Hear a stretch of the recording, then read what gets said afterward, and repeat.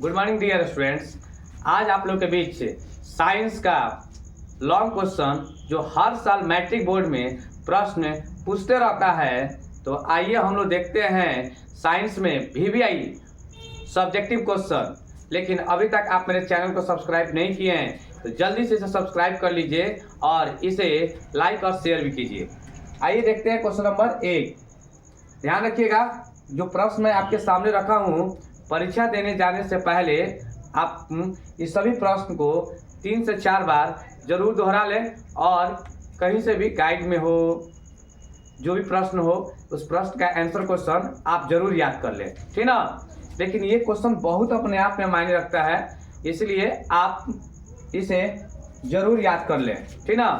तो आइए देखते हैं क्वेश्चन नंबर 1। क्वेश्चन नंबर 1 है जो पूछते रहता है, ओम के नियम को लिखकर सत्यापित करें।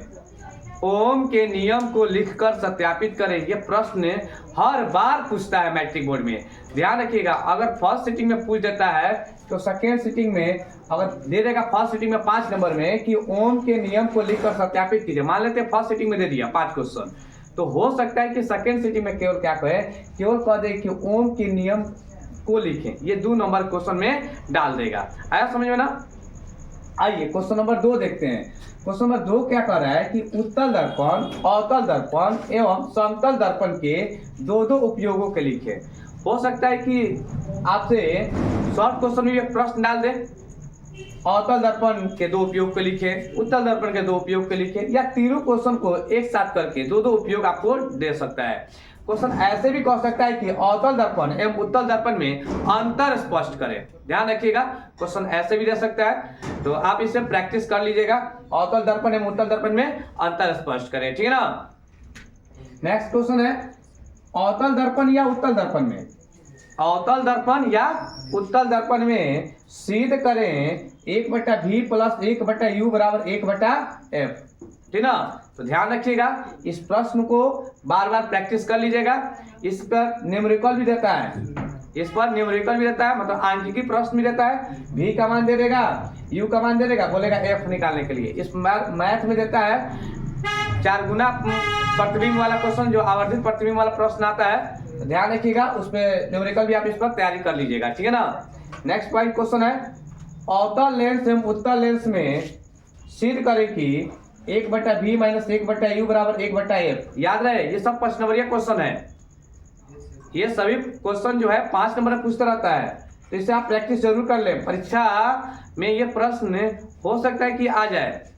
बताइए, अगर ये प्रश्न मैं आपके सामने शेयर कर रहा हूं, अगर आप परीक्षा के टाइम का रिवीजन नहीं किए रहे, अगर ये क्वेश्चन कहीं से आ गया तो आप पछताइए कि नहीं पछताइएगा। इससे बेहतर है कि हम इससे पहले हम क्या करें, तैयारी कर लें, ठीक ना। तो आइए हम लोग देखते हैं क्वेश्चन नंबर 5 देखते हैं। क्वेश्चन 5 दिया है कि अवतल दर्पण या उत्तल दर्पण में सिद्ध करें f = r/2, या इसी क्वेश्चन को क्या कहेगा, r = 2f, ठीक ना। प्रैक्टिस कीजिएगा इस पे। क्वेश्चन नंबर 6 क्या कहता है, आधुनिक आवर्त सारणी एवं मेंडलीव के आवर्त सारणी में अंतर बतावें। 6ठा नंबर क्वेश्चन जो है बहुत ही इंपॉर्टेंट क्वेश्चन है, आधुनिक आवर्त सारणी एवं मेंडलीव के आवर्त सारणी में अंतर बतावें, ठीक है ना। इस क्वेश्चन में फोकस कीजिएगा, जरूर रिवीजन कीजिएगा, ठीक है ना। आइए क्वेश्चन नंबर 7 देखते हैं। क्वेश्चन नंबर 7 क्या कहता है, मानव नेत्र का सचित्र वर्णन करें। क्वेश्चन नंबर 7 है, मानव नेत्र का सचित्र वर्णन करें। क्वेश्चन नंबर 8 क्या कहता है, आधुनिक आवर्त सारणी द्वारा मेंडलीव की आवर्त सारणी की विसंगतियों को कैसे दूर किया।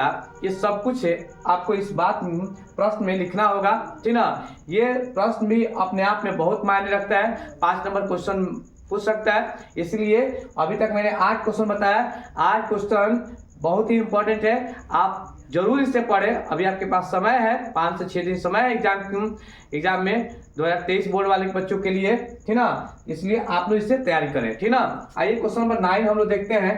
क्वेश्चन नंबर 9 क्या कहता है, तंत्रिका कोशिका, उसका दूसरा नाम है न्यूरॉन का नामांकित चित्र बनाना है तथा इनके कार्यों का वर्णन करना है। याद रखिएगा, तंत्रिका कोशिका मतलब न्यूरॉन का नामांकित चित्र बनाइए। बायोलॉजी से जुड़ा हुआ है, ध्यान रखिएगा कि इस पे चित्र बनाने के लिए ज्यादा करके पूछता है। आप लोग इसको प्रैक्टिस कर लीजिएगा, ठीक है ना। आइए देखते हैं क्वेश्चन नंबर 10 देखते हैं, बायोलॉजी से ही जुड़ा हुआ है। मेंडल के प्रयोग द्वारा कैसे पता चला कि लक्षण प्रभावी अथवा अप्रभावी होते हैं, ठीक ना। ध्यान रखिएगा इस पे, अच्छा क्वेश्चन है, मेंडल से ऑब्जेक्टिव भी क्वेश्चन आता है। आइए क्वेश्चन नंबर 11 देखते हैं। मेंडलीव के आवर्त सारणी के गुण एवं दोष को लिखें। मेंडलीव के आवर्त सारणी के गुण एवं दोष को लिखें। क्वेश्चन नंबर 12 क्या कहता है, नाभिकीय रिएक्टर के सिद्धांतों एवं कार्यविधि का सचित्र वर्णन करें। नाभिकीय रिएक्टर के सिद्धांतों एवं कार्यविधि का सचित्र वर्णन करें। इसी में क्वेश्चन एक और पूछ सकता है आपसे, श्रृंखला अभिक्रिया क्या है, विस्तार से बतावे, ठीक है। क्वेश्चन नंबर 13 क्या कहता है, ओस्टेट के प्रयोग का सचित्र वर्णन करें। याद रखिएगा, वेरी वेरी इंपॉर्टेंट क्वेश्चन है, ओस्टेट के प्रयोग का सचित्र वर्णन करें। क्वेश्चन नंबर 14 बहुत अच्छा प्रश्न है, कह रहा है कि जस्ता के मुख्य अयस्कों के नाम लिखें तथा जस्ता के अयस्क से निष्कर्षण का वर्णन करें।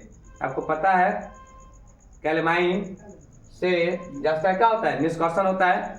तो आप जस्ता के मुख्य अयस्कों का नाम लिखिएगा और उसके बाद इसका निष्कर्षण बता दीजिएगा। उसी प्रकार 15 नंबर क्वेश्चन है, लोहा के मुख्य अयस्कों के नाम लिखिएगा और हेमेटाइट से लोहा का निष्कर्षण कैसे किया जाता है इसके बारे में दीजिएगा, ठीक ना। इससे एक और रिलेटेड क्वेश्चन है, 16 नंबर मैं अपने तरफ से जोड़ रहा हूँ।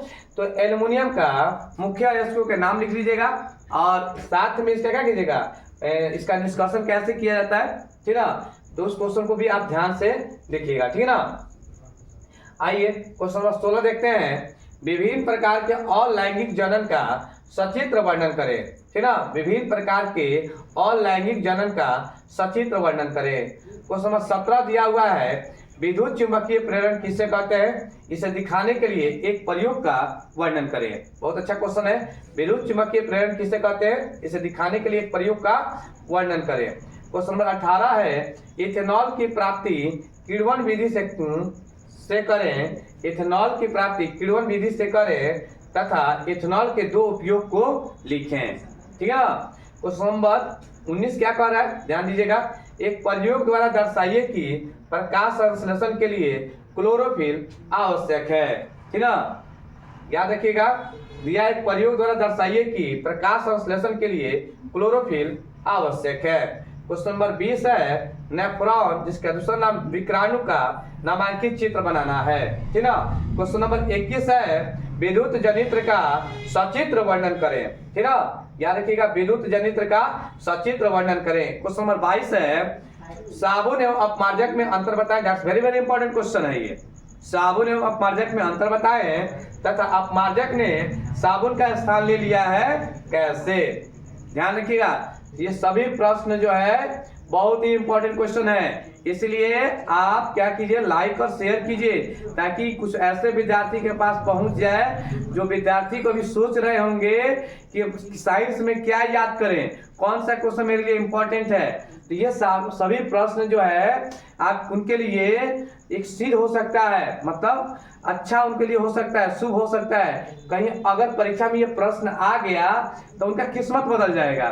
उनके साइंस में जो परसेंटेज कमाने वाला रहेगा वो साइंस में उनका परसेंटेज क्या हो जाएगा, और भाग जाएगा, मतलब और अच्छा हो जाएगा, ठीक है ना। इसीलिए इसको आप क्या कीजिए, लाइक और शेयर कीजिए और आप इससे भी क्या कीजिए, पढ़ते रहिए, ठीक ना। ये जितने सारे प्रश्न है अपने आप में बहुत मायने रखता है, ठीक ना। तो आइए क्वेश्चन नंबर हम लोग 23 नंबर देखते हैं। क्वेश्चन नंबर 23 नंबर क्या कहता है, प्रतिरोध क्या है, प्रतिरोध क्या है, किसी कुंडली का प्रतिरोध आमीटर और वोल्ट मीटर की सहायता से ज्ञात करने का एक प्रयोग का वर्णन करना है। ध्यान रखिएगा इस पे। क्वेश्चन नंबर 24 कह रहा है, दृष्टि दोष क्या है, ये कितने प्रकार के होते हैं तथा इसके निवारण के उपयोग को लिखें, उपाय को लिखें, ठीक ना। हो सकता है, ध्यान रखिएगा, इसमें दृष्टि दोष क्या है, हो सकता है कि आपसे क्वेश्चन अलग अलग कर सकता है। निकट दृष्टि दोष क्या है, इसके कारण निवारण को बताएं, शॉर्ट क्वेश्चन में डाल सकता है। या दीर्घ दृष्टि दोष क्या है, इसके कारण निवारण को बताएं। तो हो सकता है कि आपसे जरा दृष्टि दोष क्या है, ठीक ना, इसके कारण एवं निवारण को बताएं। मतलब इस टाइप का प्रश्न आपसे पूछ सकता है। 2 नंबर क्वेश्चन पूछ सकते हैं कि मोतियाबिंद क्या है, ठीक ना। तो इस टाइप का क्वेश्चन पे आप ध्यान रखिएगा, ठीक है। आइए क्वेश्चन नंबर 25 देखते हैं, कह रहा है कि प्रतिरोधों का समानांतर क्रम संयोजन या पार्श्वबद्ध संयोजन का समतुल्य प्रतिरोध ज्ञात करें। या ऐसे भी दे सकता है कि 1/r बराबर 1/r1 plus 1/r2 plus 1/r3 जितना है ना, ये भी आपको दे सकता है अथवा में करके, ठीक ना। अथवा मतलब होगा कि या तो दोनों एक ही है, ठीक ना, दोनों एक ही है, तो या तो ये दे सकता है नहीं तो ये दे देगा। अगर लैंग्वेज वाला देगा तो इस तरह देगा, अगर इस तरह देगा प्रूफ करें तो ऐसे आप समझिएगा कि समानांतर क्रम है, ठीक ना। इसी से रिलेटेड क्वेश्चन भी पूछता है श्रेणी क्रम संयोजन का, तो उसका होता है r बराबर r1 plus r2 plus r3, ठीक है ना। आइए क्वेश्चन नंबर 26 देखते हैं। धातु और अधातु में भौतिक एवं रासायनिक गुणों में अंतर बताना है। ध्यान रखिएगा, धातु और अधातु में भौतिक गुण भी आपको बताना है और रासायनिक गुण से भी क्वेश्चन पूछ सकता है, ठीक ना। क्वेश्चन नंबर 27 क्या कह रहा है, समवायता क्या है। समवायता क्या है, ब्यूटेन के कितने समवायवी होते हैं, चित्रण करें, ठीक ना। आइए क्वेश्चन नंबर 28 देखते हैं। मनुष्य में लिंग निर्धारण की विधि का वर्णन करें। मनुष्य में लिंग निर्धारण की विधि का वर्णन करें। क्वेश्चन नंबर 29 कह रहा है डार्विन के प्राकृतिक चयन के सिद्धांत का वर्णन करें, ठीक ना। आगे क्वेश्चन आपका दिया है प्लास्टर ऑफ पेरिस या विरंजक चूर्ण, मतलब 2 क्वेश्चन इसमें डाल दिया गया, क्या है, इसे बनाने की विधि एवं उपयोग को लिखें, ठीक ना। ध्यान रखिएगा इस पे।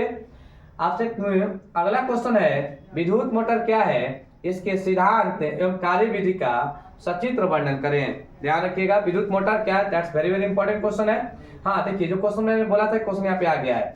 श्रेणी क्रम संयोजित विभिन्न प्रतिरोधों के समतुल्य प्रतिरोध के लिए व्यंजक प्राप्त करें, मतलब r बराबर r1 plus r2 plus r3, ठीक ना।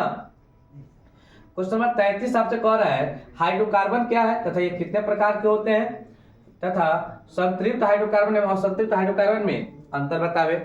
ऐसा भी क्वेश्चन आपसे पूछ सकते हैं, ठीक ना।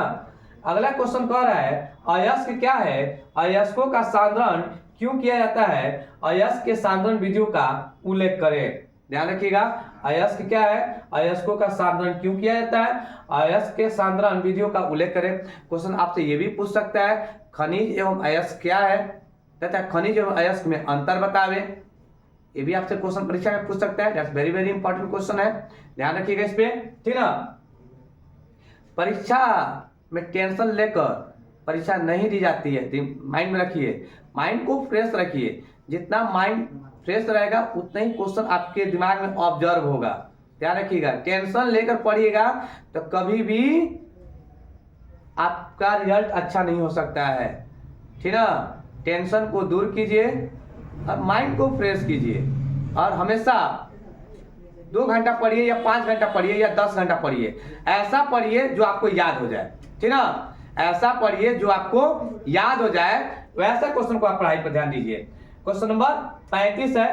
क्वेश्चन क्या कह रहा है कोशी स्तर क्या है, एक आहार श्रृंखला द्वारा समझावे। कोशी स्तर क्या है, एक आहार श्रृंखला द्वारा समझाए, ठीक ना। क्वेश्चन नंबर 36 है नाभिकीय संलयन एवं नाभिकीय विखंडन में अंतर बतावे, ठीक ना। इसी में क्वेश्चन चैप्टर से जुड़ा हुआ है महासागरीय तापीय ऊर्जा वाला, ध्यान रखिएगा ये क्वेश्चन पूछता हुआ है महासागरीय तापीय ऊर्जा वाला। 2 नंबर क्वेश्चन में भी पूछा आदर्श ईंधन की विशेषताओं को लिखे, ठीक ना। नवीकरणीय ऊर्जा स्रोत एवं अनवीकरणीय ऊर्जा स्रोत इसमें दे देता है प्रश्न में, ठीक ना। आप ध्यान रखिएगा जीवाश्म ईंधन से क्या हानियां है, ऐसा ही क्वेश्चन आता है परीक्षा में, तो आप इस पर विशेष फोकस करेंगे, ठीक ना। क्वेश्चन आगे है तारे टिमटिमाते हैं लेकिन ग्रह नहीं क्यों। तारे टिमटिमाते हैं लेकिन ग्रह नहीं क्यों, ये क्वेश्चन या तो फर्स्ट सिटिंग में आ रहेगा नहीं तो सेकंड सिटिंग में आने की संभावना रहेगा, ध्यान रखिएगा इस पे। इसमें एक और क्वेश्चन आपसे जुड़ा रहता है इस चैप्टर से, ठीक ना। इस चैप्टर से जुड़ा हुआ रहता है कि इंद्रधनुष कैसे बनता है, ठीक ना। इससे और भी रहता है क्वेश्चन श्वेत प्रकाश 7 रंगों का मिश्रण होता है कैसे, या न्यूटन डिस्क का सचित्र वर्णन करें, ठीक ना। इस पर क्वेश्चन को आप देख लीजिएगा। प्रिज्म क्या है, प्रिज्म से प्रकाश के किरणों को दिखाने के लिए बोलेगा। इस टाइप का प्रश्न आपसे पूछा जा सकता है। अवतल लेंस एवं उत्तल लेंस में अंतर पूछ सकता है आपसे क्वेश्चन में, ठीक ना। सोडियम को केरोसिन तो नेटिवर्क पर क्यों रखा जाता है, पीतल एवं तांबे के बर्तन में दही और खट्टे पदार्थ क्यों नहीं रखे जाते हैं? तो ये सब क्वेश्चन आप माइंड में बैठा कर रखिएगा। संरचना सूत्र आप प्रैक्टिस कर लीजिएगा, हो सकता है कि 5 को दे दे, 5 नंबर ये में डाल दे संरचना सूत्र। तो मैं आपको बताया हूँ संरचना सूत्र कैसे निकाला जाता है, ठीक ना। तो संरचना सूत्र निकालने का सबसे आसान तरीका है कि आप सबसे पहले जो 10 मेथड है मेथ एथ प्रूफ वाला, उसको पहले सही से काम के याद रखिएगा। एल्केन का सूत्र क्या होता है, उसके अंदर का 10 को भाग आपको पता चल जाएगा। जैसे आप जानते हैं एल्केन का होता है CnH2n+2, जहाँ n बराबर 1 2 3 शुरू होता है। उसी प्रकार एल्कीन का, एल्काइन का, ठीक ना। इसी से अलावा आपको एल्कोहल का, ये सब चीज इससे आपसे प्रश्न पूछा जा सकता है, ठीक ना। ज्यादा करके संरचना सूत्र पूछता है, बेंजीन का पूछता है, ठीक ना, प्रोपीन का पूछता है, पेंटेन का पूछता है। तो इस सब चीज पर आप फोकस कीजिएगा, ठीक है ना। आइए क्वेश्चन हम लोग देखते हैं। लास्ट क्वेश्चन है, पुष्प का अनुदैर्ध्य काट का नामांकित चित्र बनाए। फूल वाला जो चित्र है और का फुल टाइप में रहता है, पुष्प का अनुदैर्ध्य काट का नामांकित चित्र बनाए। ये क्वेश्चन आपसे पूछते रहता है, आप ध्यान रखिएगा। इसके अलावा बायोलॉजी में भी और भी पिक्चर है, जैसे मानव श्वसन तंत्र है, मानव पाचन तंत्र है, ठीक ना, मानव का हृदय का। ये सभी प्रश्न जो है अपने आप में बहुत मायने रखता है। आप सभी प्रश्न को बारीकी से रिवीजन कीजिएगा। 2 नंबर क्वेश्चन में प्रकाश के परावर्तन क्या है या प्रकाश का अपवर्तन क्या है, ये सब 2 नंबर के नियम में आपसे पूछ सकता है। ये कितने नियम होते हैं बतावे।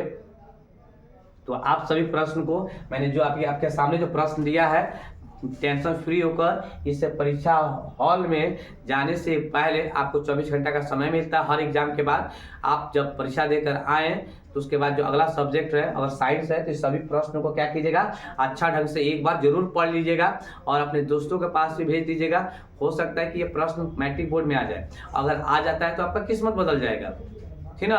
अगर आ जाता है तो आपका किस्मत चेंज हो जाता है, क्योंकि आपने तो पहले से तैयारी कर लिया है। इसके अलावा भी और क्वेश्चन होगा VVI जो आपकी नज़र में लग रहा हो कि that's very very important question है, उसको भी आप क्या कीजिएगा, देख लीजिएगा, ठीक ना। फिर हम आगे वीडियो में मैथ का इंपॉर्टेंट क्वेश्चन मैं आपके सामने शेयर करूंगा।